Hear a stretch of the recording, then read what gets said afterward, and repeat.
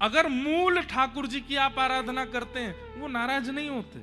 उनकी सेवा में आपसे कोई अपराध बन जाए, कोई गलती हो जाए, हाँ एक चीज से नाराज होते हैं बस, और वो क्या है? किसी भगवत भक्त का अपराध, भक्त का अपराध, ब्राह्मण का अपराध, गौ का अपराध और नारी अपराध, ये 4 अपराध ठाकुर जी से सहन नहीं होते। आपने ठाकुर जी का श्रृंगार नहीं किया अच्छे से, वो नाराज नहीं होंगे। आपने ठाकुर जी को भोग नहीं लगाया, वो नाराज नहीं होंगे। पर एक स्त्री का अपमान कर रहे हो और ठाकुर जी को 56 भोग लगा रहे हो, ठाकुर जी निश्चित नाराज होंगे। ठाकुर जी को सोने चांदी के आभूषण पहना रहे हो और यहां ब्राह्मणों को गाली दे रहे हो, ठाकुर जी निश्चित नाराज होंगे। गायों की रज रज के सेवा कर रहे हो, लेकिन भक्तों को कुछ नहीं समझते हो, तो ठाकुर जी निश्चित नाराज होंगे। इसलिए ये 4 बातों का ध्यान रखिए। एक तो कभी गौ सेवा में आपके प्रति अपराध ना बने, विप्र सेवा में अपराध ना बने, भक्त सेवा में अपराध ना बने, और स्त्री के मान सम्मान में आपसे अपराध ना बने, तो ठाकुर जी आपसे नाराज नहीं है। कई लोग कहेंगे महाराज जी स्त्री पुरुष का अपराध करे, वो स्त्री पुरुष का अपमान करे, उसमें नाराज नहीं होते ठाकुर जी। देखो पहले के जमाने में स्त्रियां किसी को अपशब्द बोलती ही नहीं थी। अब कलयुग आ गया है और अब घोर कलयुग आ गया है, और इस घोर कलयुग के कारण क्या हो गया भैया? वो पीछे अम्मा क्यों उठी? गुब्बारा गिर गया? क्या गिरा? सब ठीक है ना? हाँ ठीक है, बैठ जा। छिपकली गिरी थी क्या?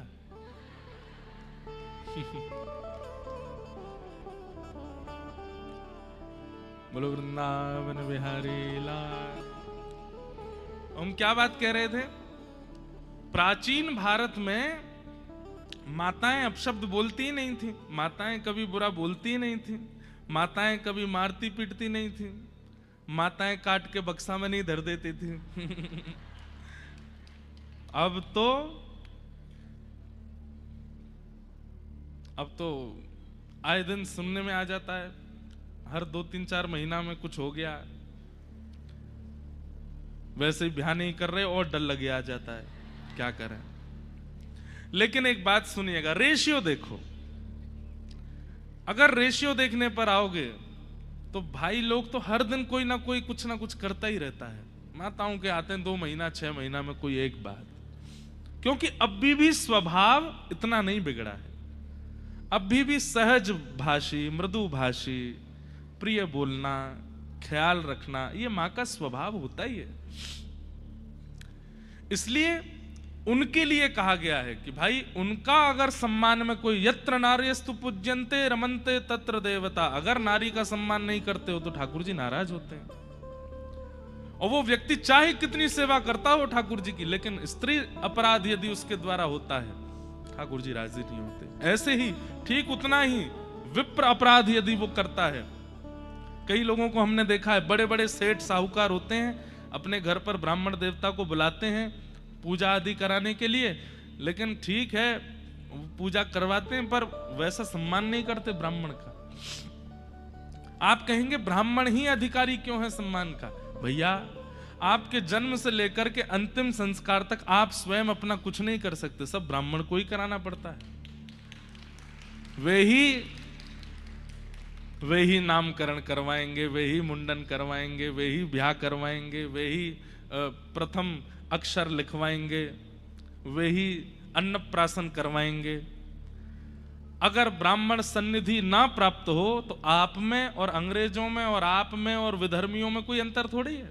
ब्राह्मण सानिध्य के कारण आप वैष्णव कहलाते हो, आप हिंदू कहलाते हो, आप सनातनी कहलाते हो। अगर ब्राह्मण नहीं है, आप अपने आप ही करके तो दिखाओ, कुछ नहीं कर पाओगे। अरे नया घर तक बनाएंगे तो उसमें भी प्रवेश ब्राह्मण ही कराएगा, और जब पधार जाओगे तब आपकी अंतिम यात्रा भी ब्राह्मण ही कराएगा। तो हमारी प्रत्येक क्रिया को व्यवस्थित रूप से हमारे वैदिक धर्मानुसार करवाने वाले ब्राह्मण, क्या वो सम्मान डिजर्व नहीं करते?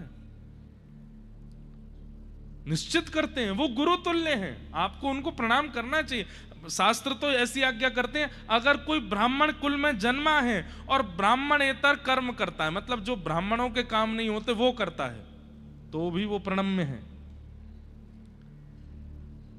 दक्षिण भारत की राम कथा में तो ऐसा तक सुनने में आता है कि महादेव की आराधना जब कर रहे थे रामेश्वरम भगवान की, तो रावण ही आया था पूजा कराने के लिए, क्योंकि है तो ब्राह्मण, भले ही राक्षसत्व में है। और जब वो आया तो उसने आकर के कह दिया, बोले कि भाई बिना गृहिणी के तो नहीं होगी। तो फिर सब ने आसन से उठा, बोले आसन पे तो तुम ब्राह्मणों से उठ के इधर आओ। और जब किनारे गए तो बोले कि गृहिणी तो तुम्हारे पास ही है। तो बोले ठीक है मैं ले आता हूं, लेकिन केवल पूजा तक रहेंगी, फिर उसके बाद मैं ले जाऊंगा। तो राम जी बोले जैसा आपको उचित लगे। तो फिर रावण लेके आया सीता जी को और जाकर कहा बैठिए, और वाम भाग में जब सीता जी बैठी हैं तब महादेव की आराधना रावण ने करवाई। और उसके बाद जब आराधना पूरी हो गई, राम जी ने दक्षिणा प्रदान की। दक्षिणा प्रदान करने के बाद में ब्राह्मण को जो उचित सम्मान प्रणाम आदि करना चाहिए वो सब किया, और रावण ने आशीर्वाद दिया है। और रावण को यही आशीर्वाद देना पड़ेगा, क्या चिर सौभाग्यवती भव, आपका सौभाग्य, आपके पति सदा सर्वदा आपके नेत्रों के सन्मुख रहे हैं। और जब सब हो गया, आसन से उतरती फिर राक्षस बन गया। बोले आइए बैठो विमान में चलो। ऐसा दक्षिण भारत की जो रामायण भी अनेक है ना, उसमें एक में ऐसा भाव भी है। तो ब्राह्मण का सम्मान करना ये बहुत आवश्यक है। आजकल लोग जातिवाद में आकर के ये भूल जाते हैं कि ये उचित नहीं है, बल्कि उसकी जगह दूसरी बात कहने लगते हैं कि यही क्यों अधिकारी, हम क्यों नहीं है। सबके अधिकार विभक्त किए गए हैं। बोतल में ऊपर की तरफ वो होती है, क्या बोलते हैं उसको, ढक्कन। अब ढक्कन तो ऊपर होता है और नीचे का जो हिस्सा है वो रो रहा है। बोले क्यों? बोले मेरे साथ बहुत अत्याचार किया, मुझे ऊपर करो, ढक्कन नीचे करो। हो सकता है ऐसा?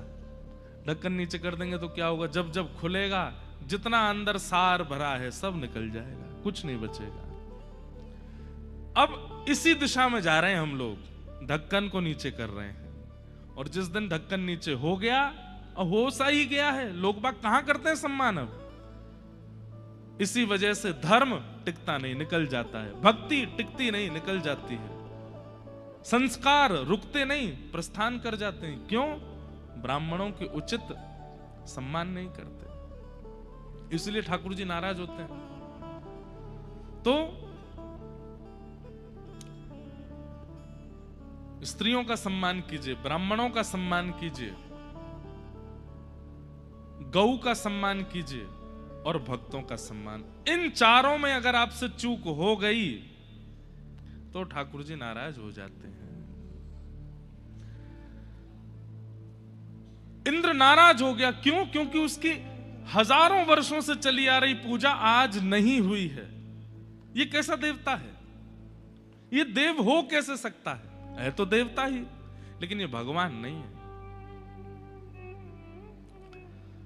इंद्र ने मेघमालाओं को आज्ञा कर दी, जाइए जाकर के ब्रजमंडल पर इतनी वर्षा करो, इतनी वर्षा करो कि पूरा ब्रजमंडल डूब जाए।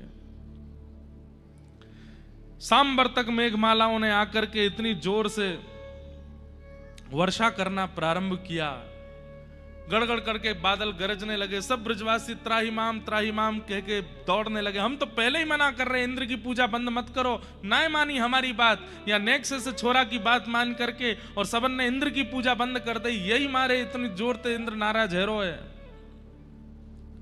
बंधुओं, गिरिराज लीला इतनी सुंदर है और इतनी विस्तृत है, कितने समाधान हो जाते हैं। भक्ति में आप ठाकुर जी के सन्मुख गए, आपने सब कुछ अर्पित कर दिया, 56 भोग लगा दिए, लेकिन जरा सी विपरीत अवस्था होने पर आपका विश्वास टूट गया, तो फिर ये उचित साधना नहीं है। वैष्णो देवी गए, जगन्नाथपुरी गए, खूब सेवा करके आए ठाकुर जी की, लेकिन सेवा करके लौट के जैसे आए तो एक अनुचित कृत्य यदि आपके साथ हो गया, उसी पर नाराज हो जाते हैं। बोले देवी मैया ने हमको, पता नहीं हमसे नाराज हैं, या देवी मैया में अब बल नहीं बचा। हमारे साथ ये गलत क्यों हो रहा है? ये अविश्वास। अविश्वास नहीं भाई, देखो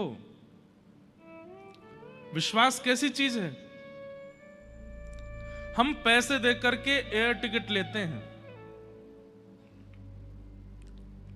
पायलट का नाम भले ही अनाउंस कर दिया जाता पर उसका रूप तो जानते नहीं, उसके बारे में बैकग्राउंड तो हमें पता नहीं।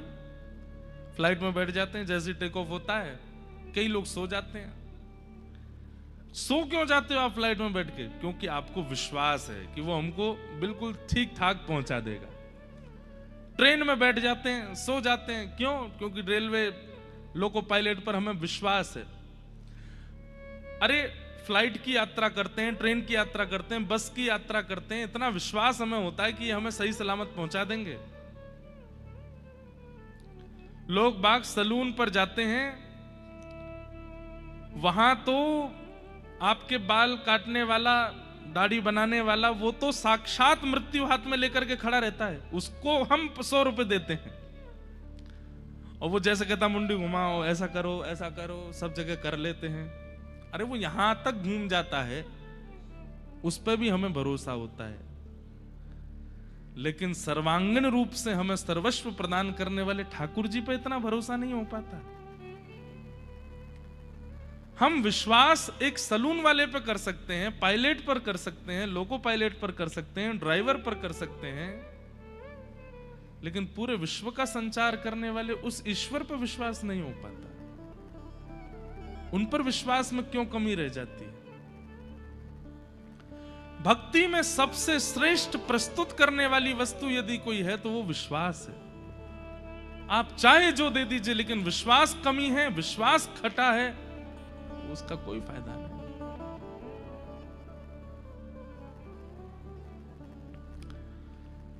सब ब्रजवासियों के अंदर अविश्वास जैसे ही प्रकट हुआ, दौड़ने लगे, भागने लगे।